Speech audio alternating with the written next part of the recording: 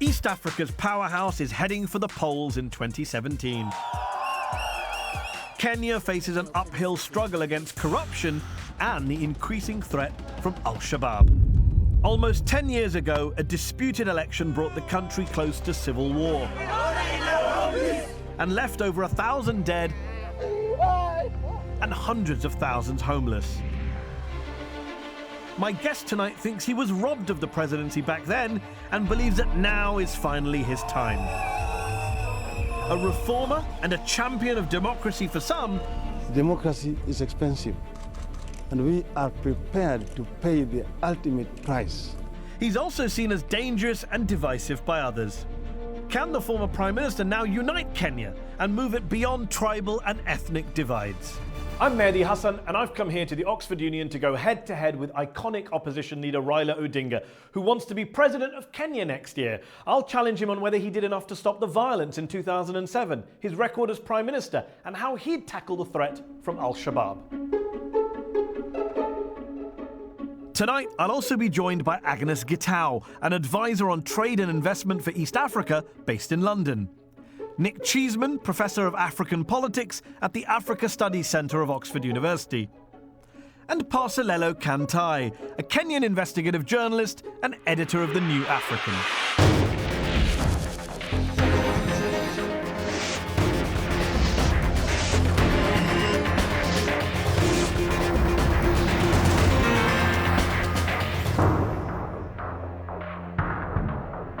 Ladies and gentlemen, please welcome Raila Odinga. Raila Odinga is the son of Kenya's first vice president and is the country's most high-profile opposition leader. He spent almost 9 years in prison in the 80s fighting against one-party rule and was the country's prime minister till 2013. Thanks for joining me.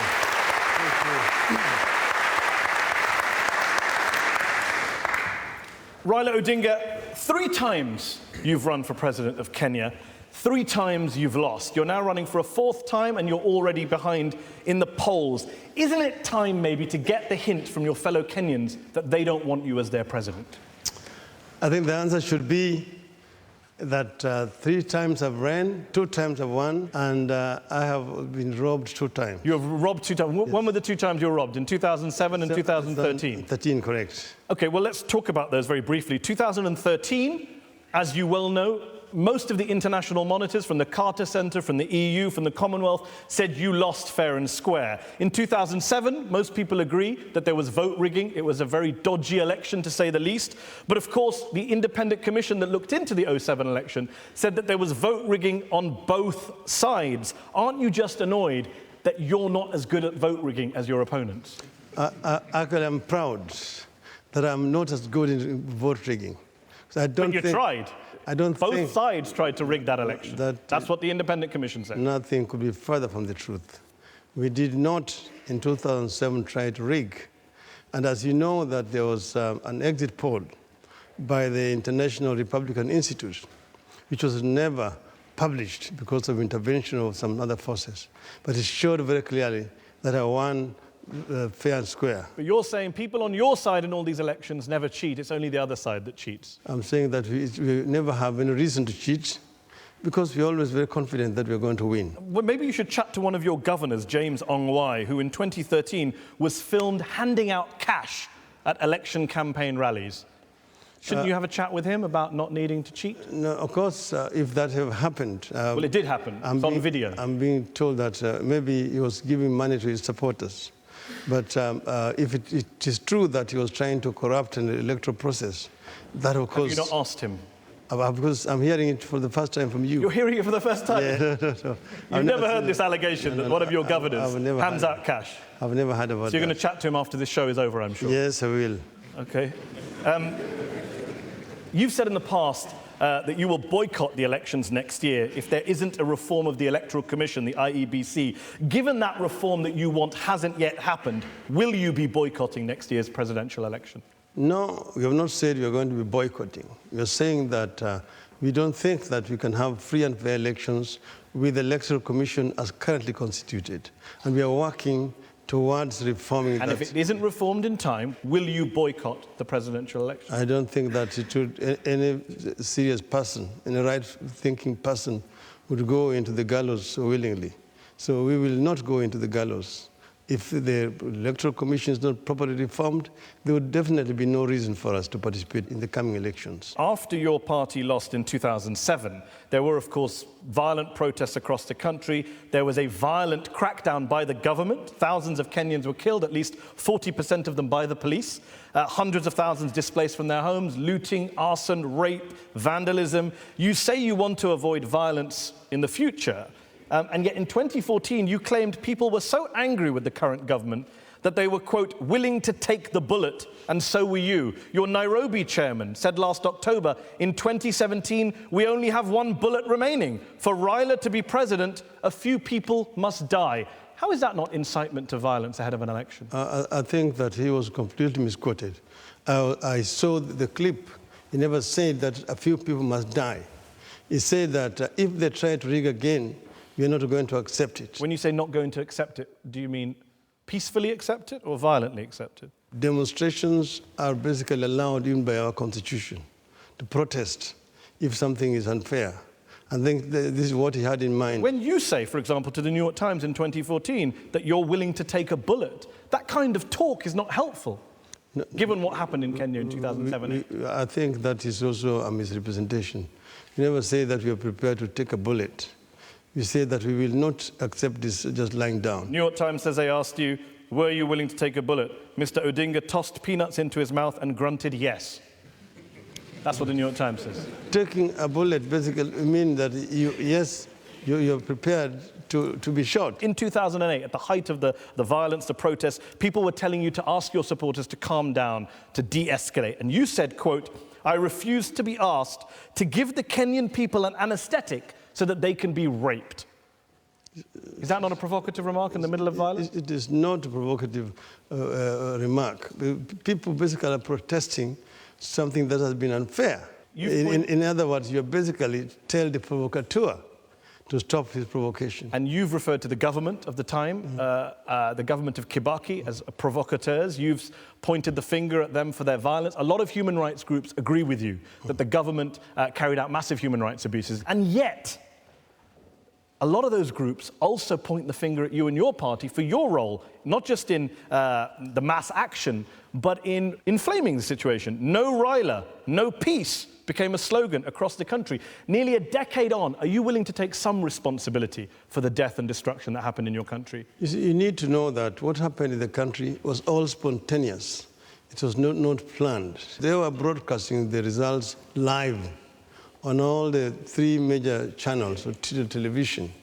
And they saw that I was leading the President Kibaki by over 1 million votes. When all of a sudden, the government ordered all the TV stations to stop live coverage. And then when eventually the Electoral Commission went and announced what everybody knew was a rigged result, the reaction was spontaneous. But what about your role in calming it down rather than exacerbating it? People were protesting. No Raila, no peace. Doesn't sound like peaceful protest to me. No, but people were protesting what had happened. I understand, and everyone has a right to protest. But the violence. I don't agree. Do you agree with Human Rights Watch, who said in January 2008, we have evidence that ODM politicians, your party, and local leaders actively fomented post-election violence. In many communities, ODM mobilizers organized, directed, facilitated violence unleashed by gangs.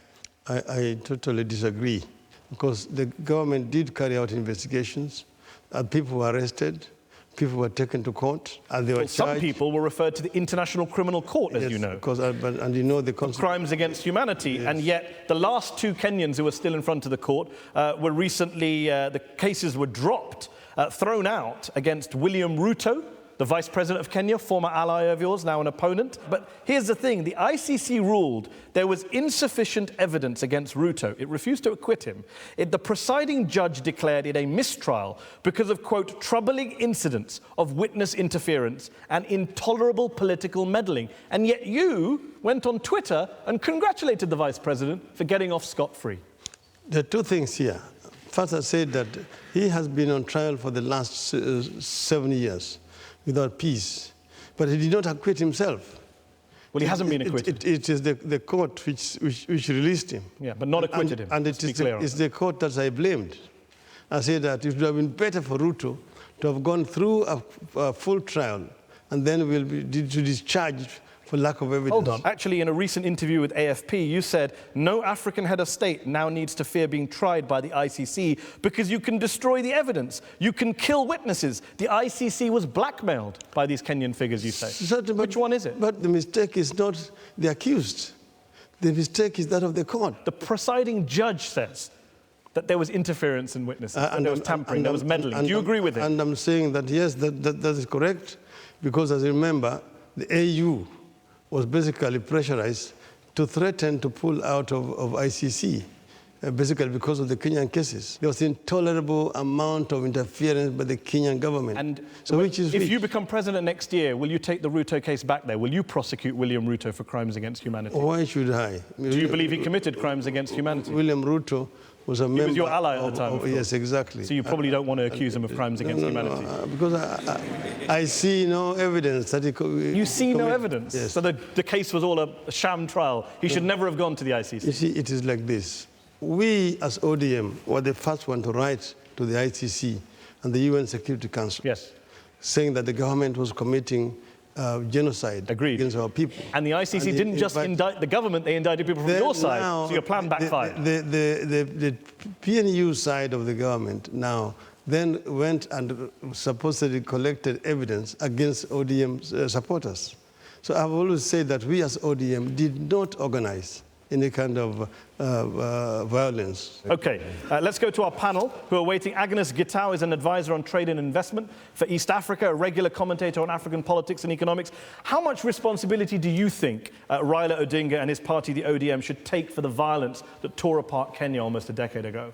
Our politicians must take accountability. And the two men that I hold responsible, and I speak on behalf of many Kenyans, Honorable Raila Odinga, who was the party leader for ODM, and former President Mwai Kibaki, these were the two names on the ballot paper. Kenyans were fighting because of a disputed election. So it was up to these two men to say to their followers, it stops now, not in my name. Had they done that, and my question perhaps to you, humbly, Honorable Raila, is there anything you could have done or could have said that could have saved 1,300 people? I wish I was able to do so. And first, look at the whole incident in context. There was no way that Kibaki could have defeated me. And people walked out of their homes and began demonstrating on the streets. Now, what happened was that there's an order by the government of shoot to kill. No one is defending what the government did here. I'm asking you, and she's asking you, do you have any regrets for your role in that violence? Yes or no? No regrets? No. Okay, let's go back to our panel. PARSELELO KANTAI is a Kenyan investigative journalist, editor of The New African, a former contributor to the Financial Times on these subjects. Was Raila Odinga responsible in your view? What role did he play in that conflict from your perspective? Well, I think it's impossible for Honorable Raila to avoid taking some amount of responsibility for the violence. But I think, as always happens with this debate, there is I think a tragic misreading of what actually happened. The violence became the narrative, obscuring the fact that it was triggered by a heavily disputed election, which was coming on the back of at least 2 years of agitation for change, in which large swathes of the country were deeply unhappy and felt deeply betrayed. What it had created was a deeply ethnicized political establishment that was operating on the politics of exclusion and excluding most of the country. Let me bring in Nick Cheeseman, who's Professor of African Politics at the Africa Studies Centre here at Oxford University. Nick, the Chief Justice of Kenya's Supreme Court, Willy Mutunga, warned last October that Kenya could be plunged back into ethnic bloodshed if politicians don't stop, quote, beating the drums of violence. From your perspective, how concerned should we be, the world be, Kenyans be, about a new round of violence next year after the presidential election? I think we should be very concerned. There's a real possibility that we take our eye off the ball because the last election was peaceful.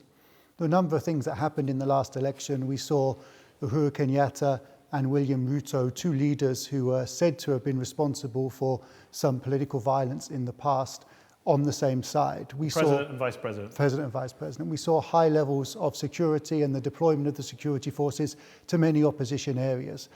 Many of these things may not be the same in future elections. And so to assume from a peaceful election in 2013 that the hurt and the pain of previous instances of injustice have gone away is a real misstep. What do you think Raila Odinga could do to prevent that violence from happening again? Is there anything he can do? I think one of the things that all of Kenya's politicians need to do is to take a little bit more responsibility for what has happened in the past. I think that's the case for both those who have got off from the ICC process, I think also in the case of the former Prime Minister. And one of the things that I think is particularly on the former Prime Minister to do is to come up with a positive argument for why Kenyans should vote for him. In a sentence, what's a positive reason to vote for you next year? I would say that I represent change as a movement that I lead here. And we've actually shown it during the last coalition government.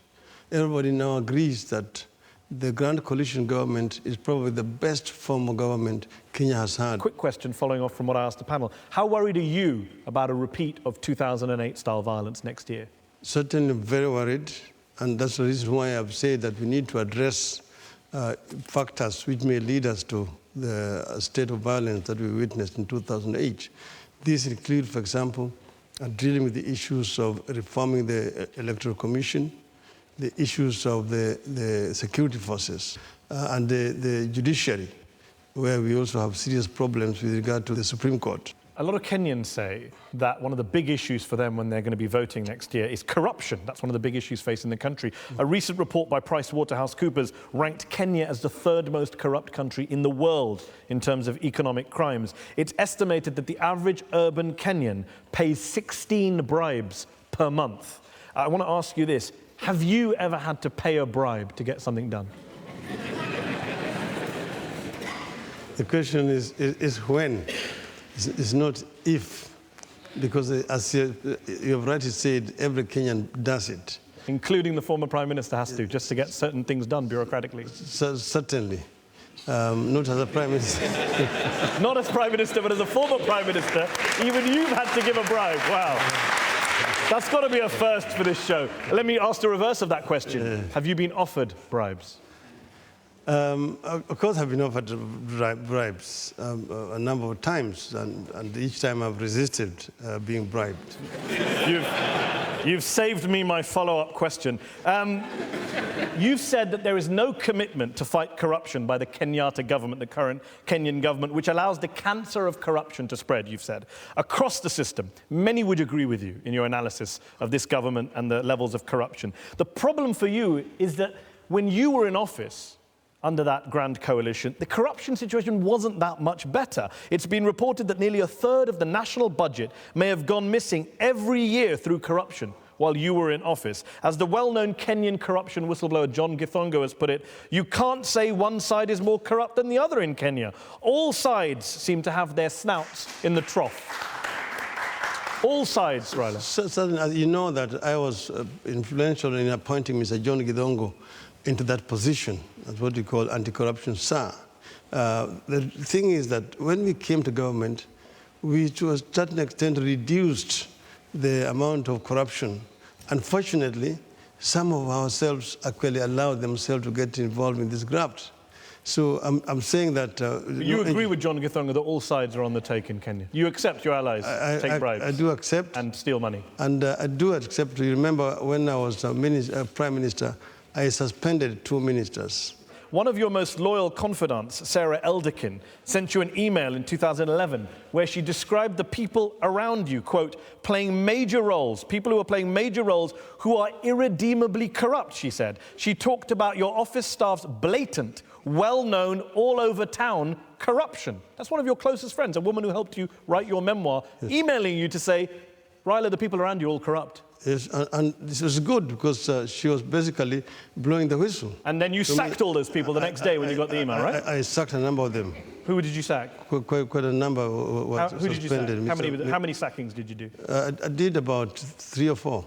On the basis of that email from Sarah Elderkin? Yes. Okay, so you took action, yes, you're saying. I did. And when was the last time a Kenyan politician went to prison for corruption? of course, there's a few people who are charged, but most of the time... That's not an answer to my question. When was the last time a high-profile minister or politician was put behind bars, specifically on corruption charges? No, I don't remember. Don't think there is one, that's why. I don't remember. Let's go back to our panel. Agnes, how would you assess Raila Odinga and his party's record in government of tackling corruption in terms of next year's election and bringing in a change candidate? Honourable Raila, I would want to see what is that change. Constantly we are told by politicians, we are your change agents, but there is nothing tangible that you have given us so that we can appoint you as president. How are you going to tackle corruption? Right now, as you've heard, we are rated 3rd in the world as the most corrupt country. I know you have exposed corruption, but that's not good enough. You have been in politics for 30 years, yet are your policies sustainable to fight corruption? Corruption exists virtually in every country, even in this country or the United States. The difference is what action is taken when those people are found. Will you put people behind bars? We've just discussed that there's no one behind bars. Certainly. In this country, there are people who go behind bars. Certainly. You guarantee that? Okay, let's go back to the panel. PARSELELO, Raila Odinga talked about the coalition, the grand coalition that he was Prime Minister of, being the most successful government that Kenyans look back on in its history. Is that a fair assessment in your view? If there's one thing it will be remembered for, it's for the 2010 Constitution and for delivering the 2010 Constitution. There is the infrastructure to actually begin to detoxify Kenyan politics by devolving power.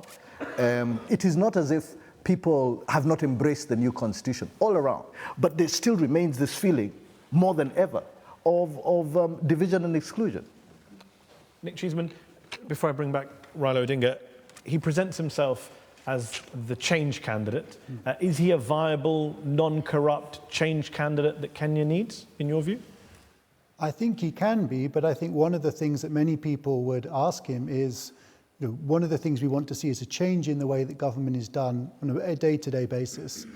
Is your own party run in the way that you would want the country to be run? One of the things people have said is that the internal party democracy within the ODM is as problematic, if not more problematic, than the internal party democracy within, for example, the ruling party. Do you want to respond to that? To the issue of constitutionalism, it was actually the duty of the current regime to implement it. Unfortunately, this government has done everything to undermine this new constitution. Next year, you're running for president for a 4th time. If you lose, is there going to be number 5? You're going to go for a 5th attempt? No, 5th time lucky? I've said also that I don't want to impose myself on the people, but I want to talk about next year. Okay. I don't want to speculate about the future. I don't know whether I'm going to be alive. Okay. Well, on that rather philosophical note, we will take a break. In part 2 of Head to Head, we'll be talking about Kenya's war against al-Shabab, which was launched on Raila Odinga's watch in government. Join me after the break for Head to Head.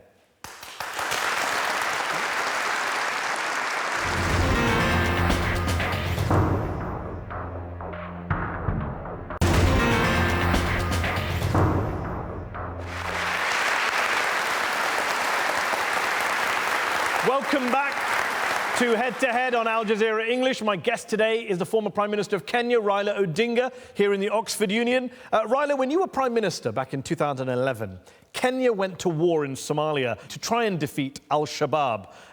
You said, we will fight until the enemy is defeated. Well, since then, the enemy hasn't been defeated. It's grown in size and scope. 90% of all, quote-unquote, terrorist attacks in Kenya since 2008 taking place after your country's Somalia offensive.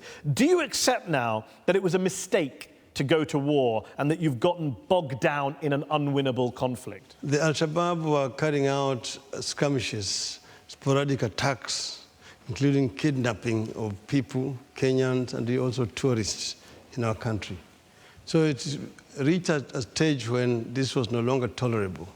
Our economy was being weakened seriously. So in the Security Council, we took a decision to push back al-Shabab and secure the border.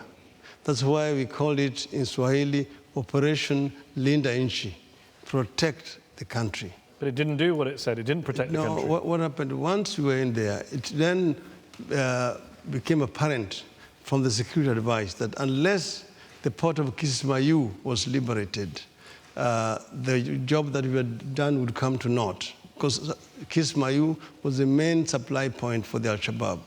We did ask for international support from the EU and the US, and that was not forthcoming. We liberated Kismayu single-handedly. We should then have come back and sealed our border as we had intended. But then we then allowed ourselves to move in and rehat our soldiers to join the AMISOM forces. The African Union forces. The African Union forces. This was not contemplated.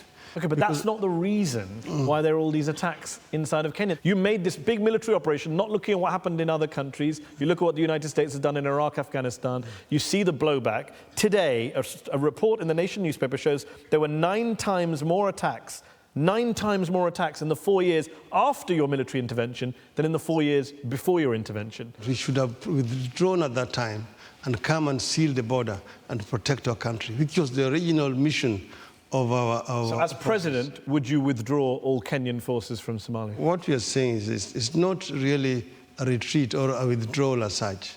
What we are saying is that we pull back our soldiers so that we seal the border and give technical and strategic support to AMISOM forces. And it seems like you just went in a hurry with no exit strategy, no plan, no anticipation of the attacks that were going to come. I said that we went there, we called it Operation Linda Inchi, to protect the country. So you had an exit strategy at the time? Exactly. And it just fell apart because of whose fault was it that it fell apart? The regime of the day.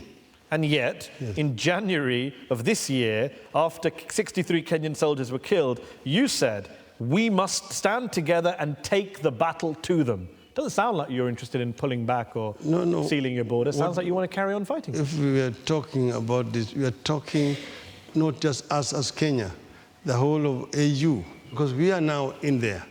You don't just wake up tomorrow and say we're pulling out. We say that we must have an exit strategy. This is what we have told the government. We'll have a clear exit strategy, that as we move, who comes in to fill the vacuum. What kind of timescale is this exit strategy happening over? 1, 2 years, that is up to the government. No, if you're president next year, what kind of time frame are we talking about? We would talk about 1 year or... Within 1 year of becoming president, you would want to execute an exit strategy? Yes. And would you be willing to enter into negotiations, peace talks with al-Shabab, even indirectly? You see, the thing is that how do you negotiate with terrorists? That is a question.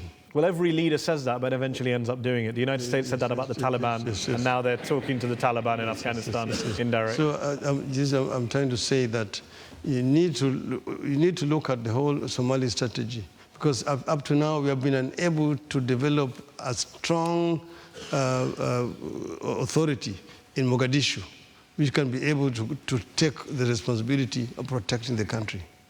And you've always cast yourself as a protector of the poor, a defender of the downtrodden. But ever since the military intervention in Somalia, ethnic Somalis in Kenya, Muslims in Kenya, have been unfairly targeted, harassed, arrested, say human rights groups. Has the war in Somalia fueled religious and ethnic tensions in Kenya? And doesn't that therefore make it a recruiting sergeant, a propaganda tool for al-Shabab? I think that profiling is a very dangerous thing. And I think that, unfortunately, this is what has been the case, that as al-Shabab has attacked, the ethnic Somalis have been profiled.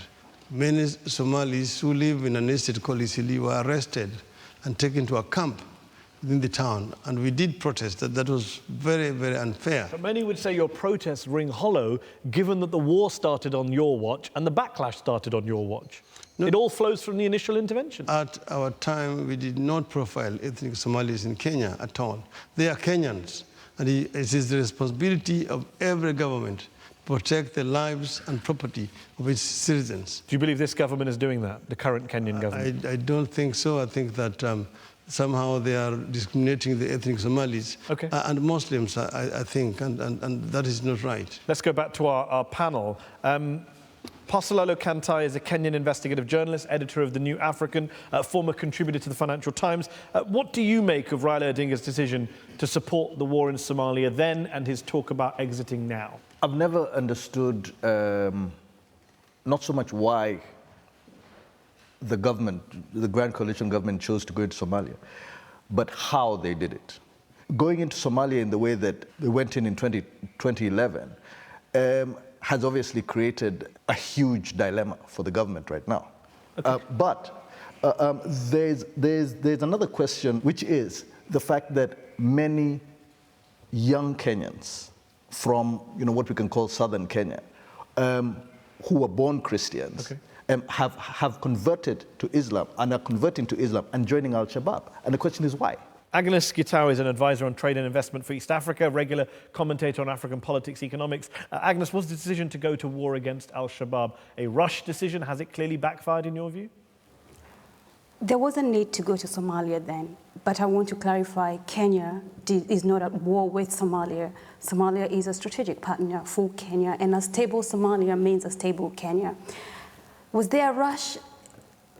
Maybe there was at that time, but it's clear that our mission has been successful. Mogadishu is fairly stable now. We are there. 9 times as many terrorist attacks after the intervention as before? So we need now to focus. It's been successful for Somalia, but not for Kenya, unfortunately. Kenya has paid the price, but it's now our time to ensure that we have a plan with the blessing of the AU to exit Somalia at the right time. Okay.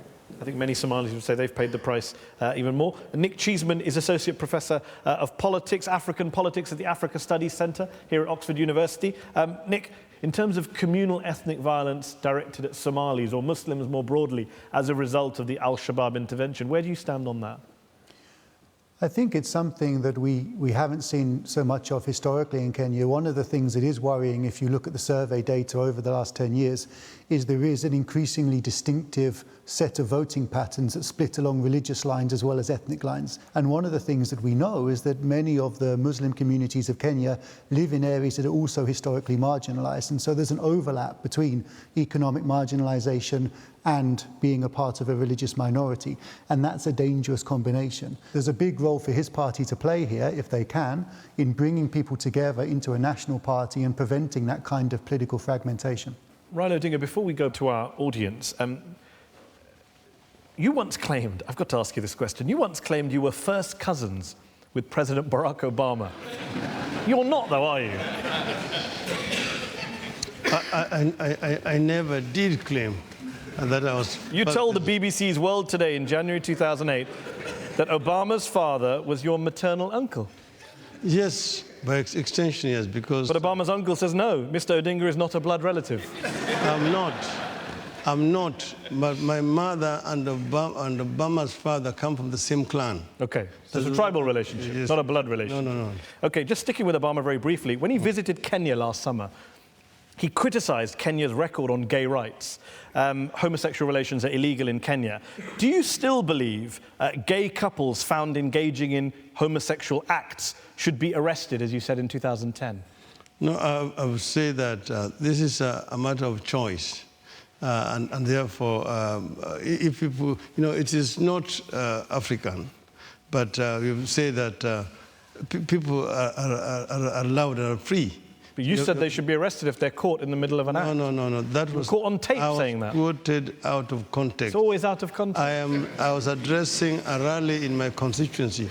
Okay. Kibera. So just to be clear, you don't think gay couples in Kenya should be arrested? No. They didn't say. I didn't say they should be arrested. They said. Would you arrest gay couples as president of Kenya? I have much more important things to deal with. That's not an answer to my question. So you're not confirming or denying whether you're going to arrest gay couples if you're president? No, the answer is no. That's what I'm telling you. No, okay, we finally got to a no. Okay, let's go to our audience who've been patiently waiting here in the Oxford Union. We've discussed elections, vote rigging, violence, corruption. We've talked about the war in Somalia against al-Shabab. Who'd like to make some points, ask some questions as briefly? We'll go to this lady in the third row. Mr. Odinga, security is about the most important thing in Africa. And terrorists thrive on division. They thrive on national conflicts. Are you not better off combining with the current government, having a cohesive approach in actually tackling terrorism? I have always said, each time there has been a terrorist attack, the first person I've called or who has called me is the president. And each time we have given him an assurance that at times like this, there's no government or opposition. We all stand together as Kenyans to deal with this. So we are united in as far as the issue of fighting terrorism is concerned. There's no conflict about that. But aside from that, you need to know that we are a country, there's a role for government and a role for opposition. And I do believe that as the leader of the opposition, I'm playing my role very effectively, even by the UK standards. Okay, let's go back to the audience. Let's go to the lady at the front, and then we'll go to the gentleman right at the back. You were an MP for Kibera for 20 years. This is known as one of the biggest slums in Africa. It still doesn't have vital facilities such as clean waters and toilets. Why didn't you manage to change things there as both an MP and Prime Minister? And if you can't sort out your own constituency, can you really govern the whole of Kenya? Thank you. Very good question. So Prime Minister was 5 years, and I did start slum upgrading program. The only slum upgrading program that exists in Kibera. It was started by me. So I did something when I was in government. I could not do anything much when I was in the opposition. But we started other projects right there, like we started building proper toilets in the area. We brought water into Kibera at that time. So, and we also started road construction. Okay, so let's go back to the audience. I promised that gentleman right at the back. With the collapse of the ICC case, is there a role for ICC in Africa going forward, given that the AU were actually working against the success of ICC? The AU and ICC have said it is a hypocritical relationship. The AUs are not being honest with themselves, because they are saying that ICC targets African leaders. And I've said it's hogwash. Nothing could be further from the truth. Most of the African leaders who are before the ICC have been referred there by Africans themselves. Will you be sending Kenyans to The Hague when you're president? If you ask me, when I come to power, I will set up a local tribunal, which was recommended by the Waki Commission, to try to investigate and try those who are guilty let's go to the gentleman in the third row, and then I'll come to the lady in the second row. Can I wait for the microphone to come to you? I want to ask a question about press freedom. Last year, 65 journalists in Kenya were violently assaulted. One was murdered, an editor, brave editor. You, as a champion of democracy, if you were returned to power, what would you do to reverse this deteriorating press freedom situation in your country?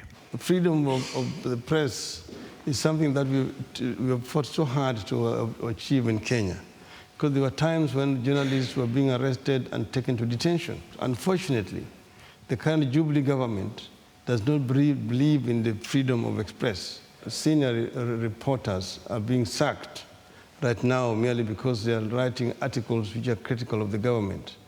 If I come to power, I will ensure that we restore the freedom of the media in the country. Okay, I promised this lady here in the second row, and then I want to go back to the back. I'm quite ashamed to admit that as a Kenyan, it is a very tribal country. And if you came into power, do you think that you would do some miracle in such a way that a Kikuyu would be able to vote for a Luo, and a Luo would be able to vote for a Kikuyu? Just for the purpose of our global audience, you are a Luo politician and the president is a Kikuyu politician. Yes. Certainly, but look at it this way. Just look at the history. It has never always been like that. When Kenyatta was, the first Kenyatta, Jomo Kenyatta, was imprisoned, my father, who was a Luo, Oginga Odinga, led the campaign for release of Kenyatta. In 2002, I myself came up and said, Kibaki Tosha. Kibaki is a Kikuyu with whom we had stood together, and I stood up and said we must support Mr. Kibaki as the candidate. And I'm a Luo. I went and campaigned, and the Luos voted to Kibaki 98.5% to Kibaki. Of the three, just to be clear, of the three presidents Kenya has had, The Luos have never had a president of Kenya, correct me if I'm wrong. Do you believe that's a deliberate thing that's been done to your tribe? No, it is relative, because Kenya is only 53 years. So, and Kenya has got 42 different tribes.